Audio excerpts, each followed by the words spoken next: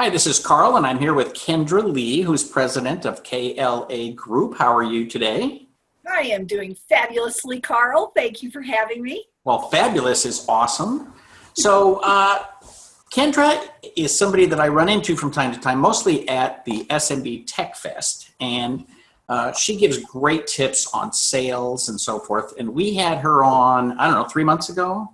Yes. And we talked about, oh, we got to have you back and talk about this other subject. And the subject is about hiring a salesperson and then managing that person. And it's like, oh. So before we get into that, why don't you tell us a little bit about yourself and KLA Group? Absolutely. So as Carl said, I am president of KLA Group, and our organization is very focused around how to get more customers. And today's topic, the hiring salespeople and managing them, is one of the key ways to get more customers. At KLA, we work with technology providers, let's say it that way. We work with technology providers that are on average between $750,000 in annual revenue up to about $85 million in annual revenue. So those that are getting their first sales reps. All right. And do people at 75,000 actually get sales reps?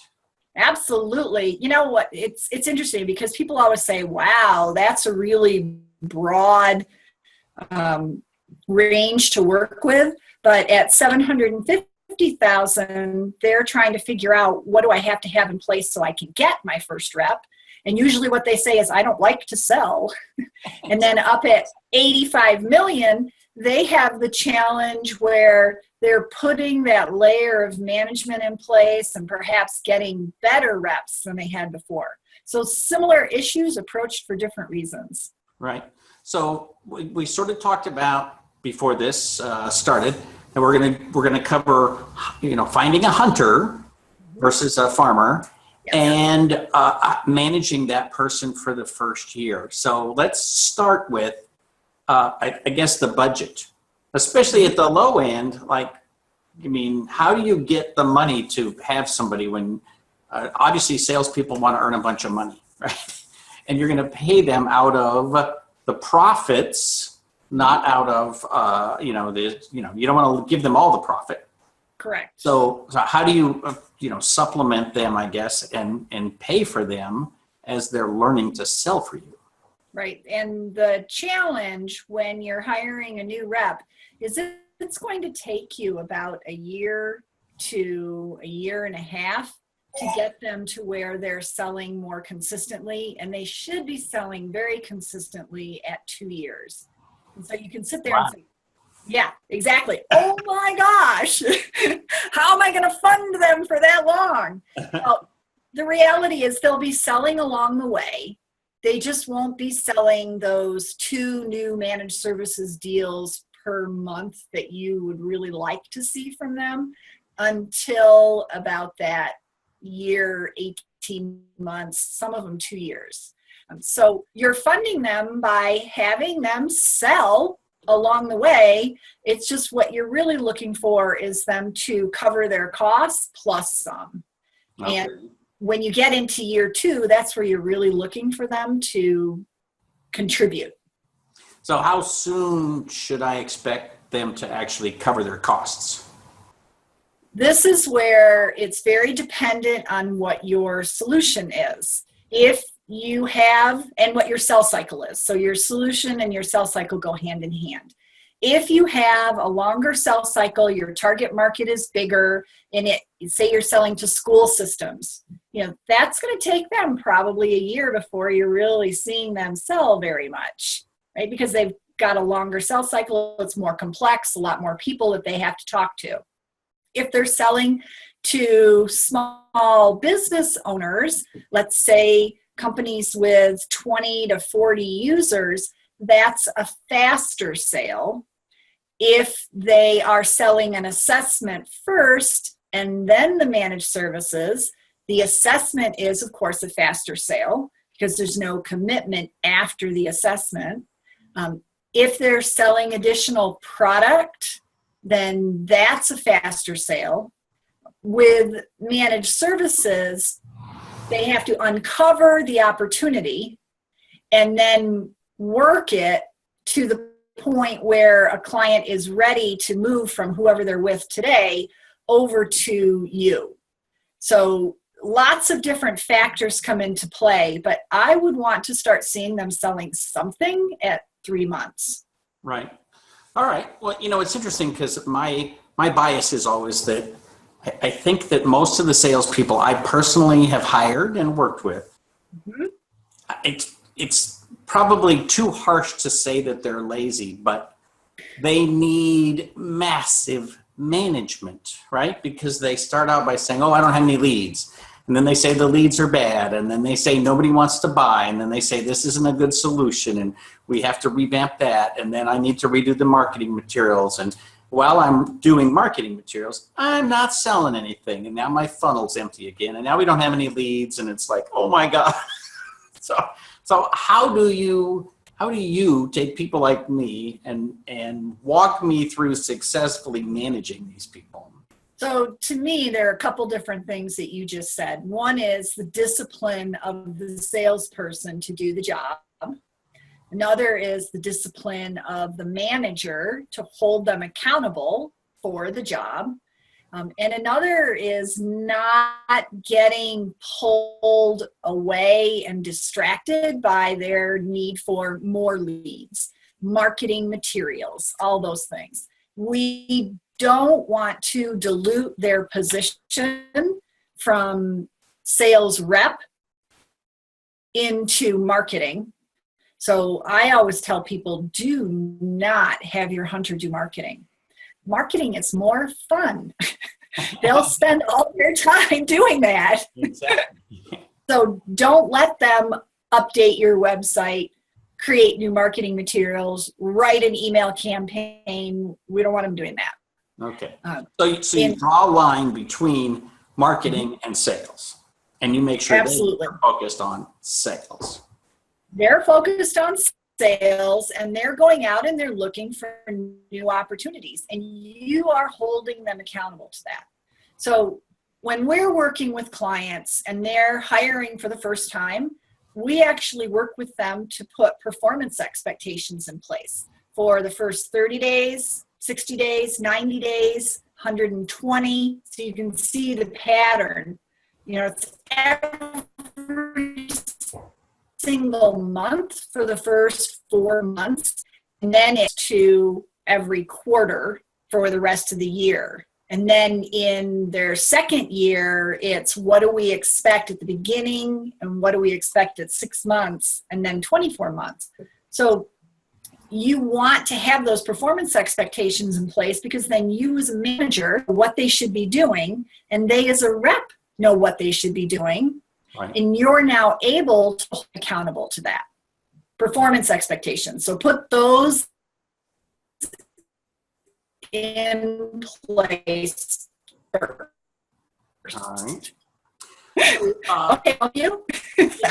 So how do you start? Like, how do you find a hunter? Like, how do you know that somebody's going to perform before they show up and don't do anything for 3 months?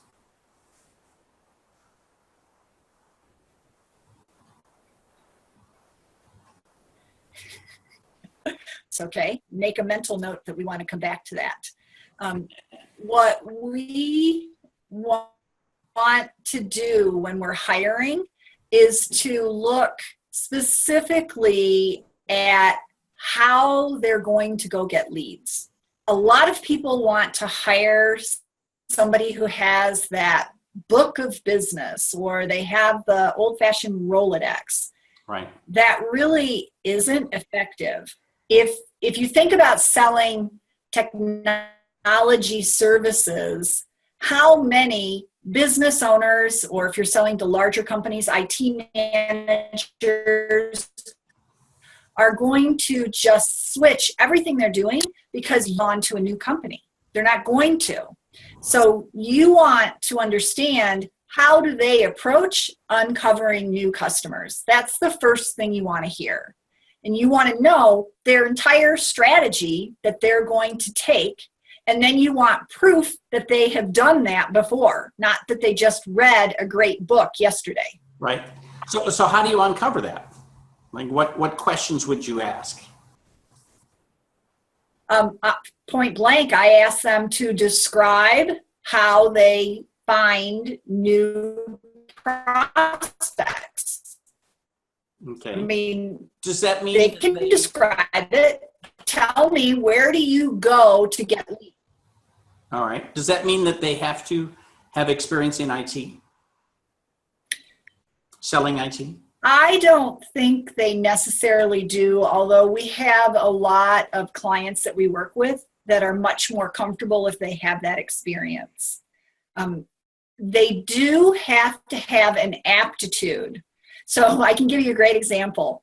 We had a client that was so excited. They hired somebody that had worked for IBM in the past, so they thought, oh, great. They understand technology. And this guy had been a customer service engineer.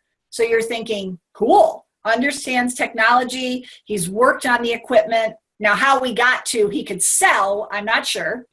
But the client was really excited. Well, when he originally hired him to do some appointment setting and some inside sales, so not yet moving into sales, the growth path would have been into sales. Well, what he did is he had us train him on how to use the software that we were using to generate leads. He was going to be calling to follow up on just marketing qualified leads. Well, he couldn't understand how to log into the software. No technical aptitude. Right. So you're looking for somebody who at least understands how to use technology, because there's your clue that they'll be able to successfully talk about it. So you ask questions around what technology do they use today? You know, and if they're using Dropbox, for example, okay, great. What are you doing in it? What do you do when you have a technology problem or a problem with your own system? How do you solve it? Well, if they go Google the answer or they watch a video and they figure it out, they probably have some technology aptitude.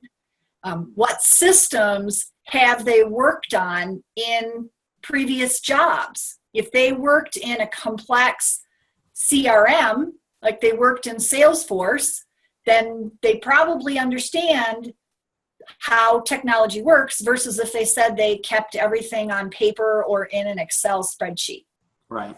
So, all right. So then how do you only look for people who are selling at about the same level? So, you know, you want somebody who, let's say, sold $1 million last year, or could they be lower, or would you reach for somebody higher? You know, one of the strategies, if you can afford it, that I recommend is to hire 2 people, because they will compete with each other and it's easier for you to train the 2 of them. And oftentimes, if this is your first hire, one will work out and the other one will probably move on. So if you're hiring it with that thought in mind, then you could hire somebody that's been here, you could hire somebody that's been here. Really what you want to look at is, what have they sold in the past and what was their average sale? If their average sale was very small, let's say their average sale was $500, but their quota was 500,000, then they did a lot of transactions to get to their 500,000, which means if you give them a quota of 2,000 a month, then they could very well be successful. So part of it really is looking at, what have they sold in the past? What was the sales process they had to use? You know, was it a solution sale? Was it a transactional sale? And then, do we think that they could achieve the number that we're going to give them? Right. And remember, your number that you're going to give them in the beginning isn't going to be the ultimate of what you want them to get to. So you're going to start them out saying, salary plus commission, I assume, where here's a little bit of money, but Yep. not just enough to keep you hungry. And then we need you to do this the first 3 months, and then the 6 months, and then 9 months, something like that? Actually, I would give them an annual quota for their first year, but set performance expectations that show, here's how much I would expect you to sell in your first 3 months, and then your next 3 months, and then the next after that. But I would still give them an annual quota, because if they're starting to ramp toward the end, they should sell a lot more than they could sell at the beginning. Right. So I would do that. And they have one quota in year 1, and then in year 2, we're going to raise it up. Okay. And I know the question of how much you pay is almost always the first question you get and the hardest one to answer. And I know that you will offer people, a half-hour phone call if they want to start a discussion with you. But ballpark, I mean, do you expect them to make 75,000, 100,000? Like what in IT? What kind of ballpark are you looking at for total compensation? Actually, I look at it as base and then the commission. So they'll have their base salary, and then we want them to be able to earn 75 or 85 in their first year. They may come to you and say, oh, I need to earn 90 to 100. And that's where you come back to, well, tell me about how you prospect. How do you get those leads? This is all within your power. But I would say realistically, it's probably somewhere in that 65 to 85 range, depending where you are. San Francisco is going to be different than even Denver. Right. And you can realistically get good people in that price range. You can. And again, it depends where you are located. I have a client in New York City, and the person that they hired for starting, they're going to be over 100,000. But that's because of where they're located and the level that they wanted to hire. Right. It is not realistic to think that you're going to get a hunter and only spend 55,000 in a year. It's just not. But remember, we're paying base plus commission. And so the base is one amount. They don't earn the commission unless they sell something. Right. And is that base something that is negotiable, or is there kind of a standard that you think people should use?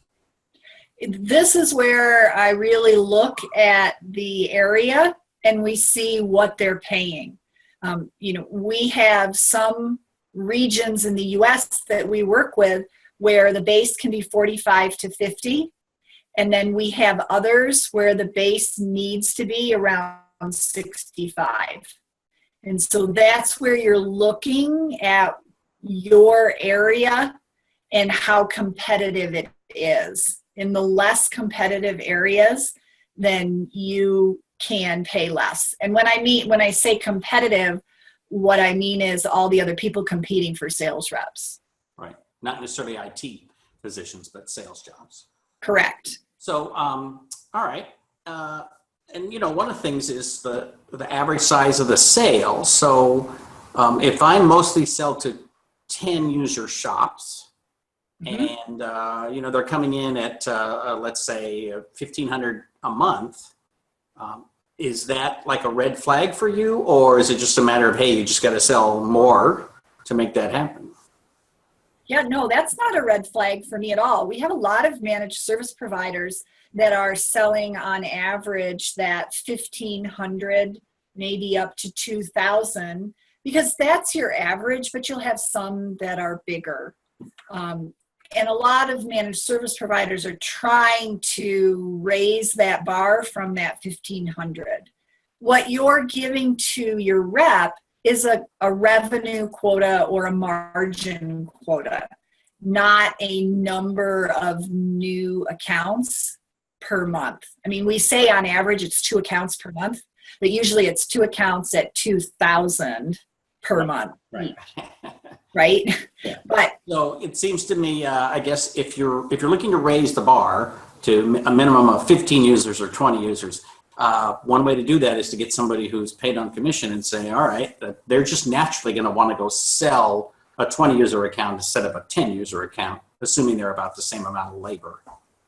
So, you would think, but when they're starting, when they're starting, they tend to go towards they gravitate to the smaller accounts. So as a manager, you need to pull them up to those bigger accounts. Okay. So when we talk about like going through the year, what other things do we need to be aware of? I mean, you have these tiered, you want the annual goals, you expect them to ramp up. Are there red flags where you say, sorry, you got to go, or?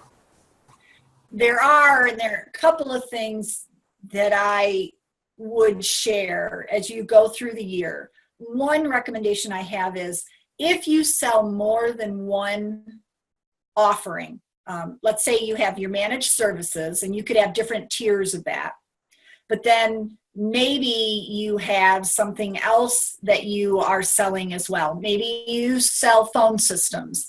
Maybe you have a disaster recovery solution, or you have storage solutions in addition to your managed services. Start your rep with one thing. And if they're a hunter, start them with what people are most likely to buy first, so that you don't overwhelm them and try and teach them everything that you sell all at once. Oh, I see. So rather than saying, I want you to sell new managed service clients, say, hey, go sell BDRs or go sell security systems. Or go sell managed services, because it's the first thing that we always sell. Don't try to sell BDR or something else.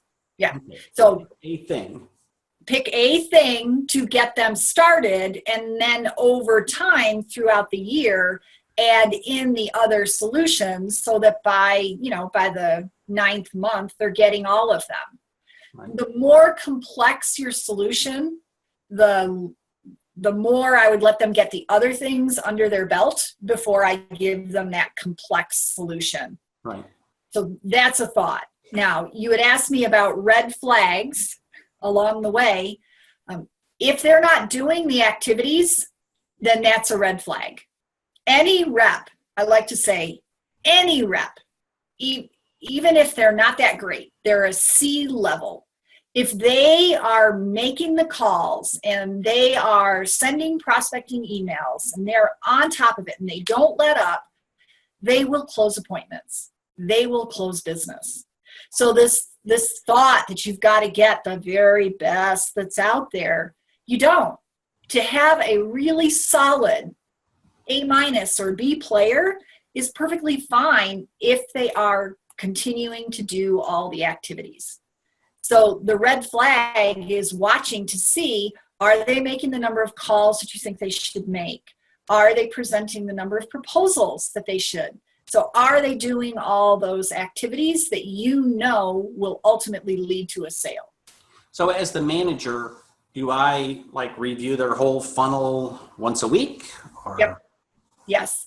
And this is the misconception that you'll hire a salesperson, they know how to sell, that you just tell them, here's the list, go sell.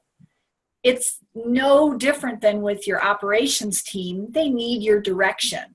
So they need you staying in touch with them about what they're doing. So I would have a weekly sales meeting with them, going over what their activities are, because they're new, so you can't ask them yet, what did you sell today? But going over what activities have they been working on, where do they need your help, what do they have planned, and then in the next meeting saying, okay, let's look at how you did against those activities. Did you actually do them? So thinking about the funnel, we do some prospecting, and then we try to get some appointments, and then we try to get some proposals, and then we try to get some signatures. Do you want them to work on all of those things every week, or spend a week prospecting and then spend a week setting appointments, or, how would you recommend they schedule that? What I suggest is that they schedule prospecting time on their calendar. They don't spend a whole week just doing prospecting, because somebody may want to meet with them, or they may need to give a proposal to somebody. So they should just schedule prospecting time on their calendar and stick with it. Make sure that they observe that prospecting time so that they're continuing to do their prospecting activities. That's the first thing to get dropped. It's just like marketing is easier. Oh, it's more fun to go write a proposal. More fun to go meet with somebody. So they have to do their prospecting activity. And if it's my first hire of a salesperson or my first hire in a long time, how much of my time should I expect to spend with them in like the first month? That's a great question. In the first month, you're going to spend much more time with them, really more in the first 2 weeks. When we're training new hires, we always start with prospecting training, because if they're a hunter, the first thing they need to know is what are they going to talk about in that first call? Who are they calling? What's the profile of that prospect or that prospect pool that they're calling? What's the message that they should use? And so for the first 2 weeks, all we're having them do is learn that information. And then at the end of those 2 weeks, they start their phone calls.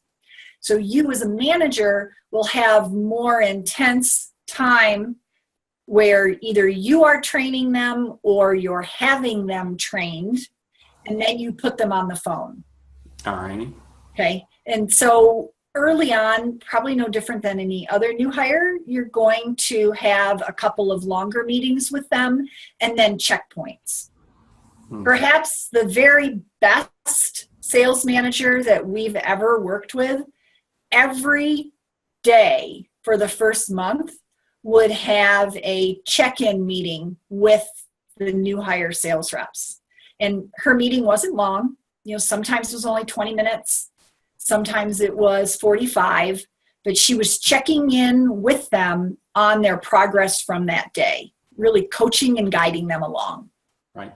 So when you get engaged with somebody, what services do you help with? What exactly do you do with companies like mine?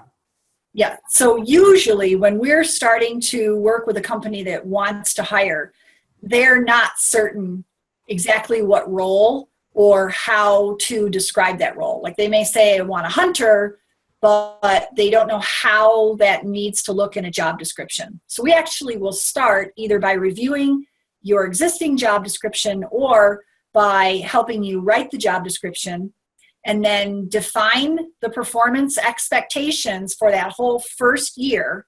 And we have a tool that we use that helps guide you through that so that you know exactly what you're going to hold them accountable to. Then we'll take you through what should your interview process be, what are the questions that you'll ask based on the role that you're hiring so that you can uncover those people who really can't sell, they're just selling you. Exactly. Well, that's what they're always good at, is selling me. That's the problem. Well, and that's what they're trying to do. So you've got to be ultra careful. So yeah, we'll help through the interview process and then review your compensation plan. We can help you put a comp plan in place if you need one.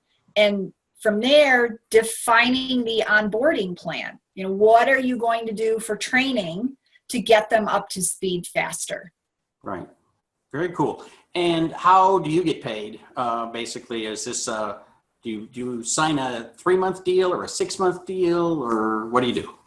Usually we know about how long that process will take.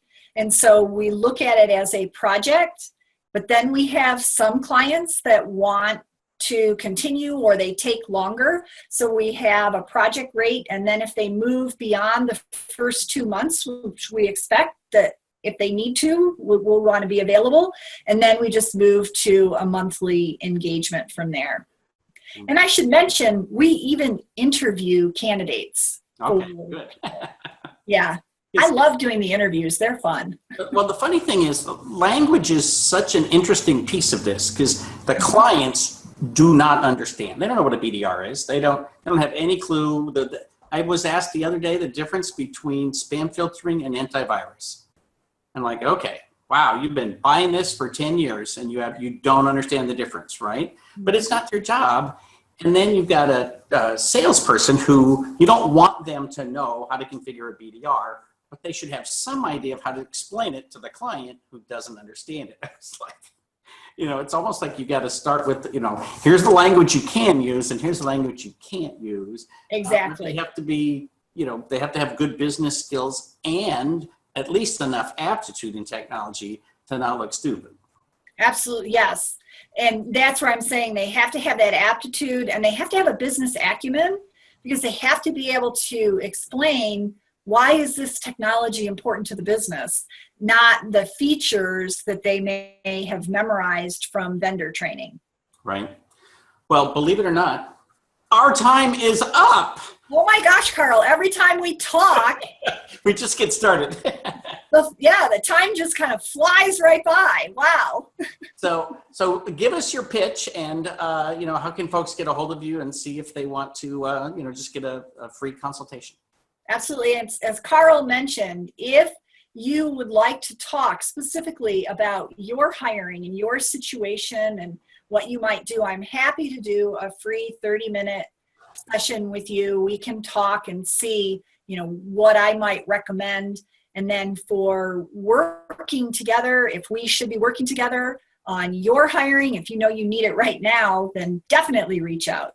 But if you'd like the 30-minute session or you just want to have a conversation, please reach out. You can come through our website or you can reach me, website, klagroup.com. All right. I'll tell you that. And I know, Carl, you're going to put a link right there. It's going to be right there. Or give me a call and we'll set up a 30-minute consultation. Very good. All right. Well, thank you very much. And where can we see you live? I am going to be at the next SMB Tech Fest in April, so you can see me live there for sure. And where else can you see? That's the one. That's the one. Okay. Very good. Well, thank you for your time. And I encourage everybody to check out the other SMB community podcasts that we have and check out, you also have a blog, correct? I do have a blog, and can I mention one other place they can see me live? I will be at the HTG Sales Peer Group working with all of HTG, if that's something that you do. So SMB Tech Fest or HTG Peer Group. And yes, I have a blog, and I frequently write about hiring or getting your salespeople up to speed, as well as tips for your salespeople. So klagroup.com/blog. Perfect. All righty. And of course, my blog is at smallbizthoughts.com. So thank you for your time. I appreciate it. And we will do this again. Thank you, Carl.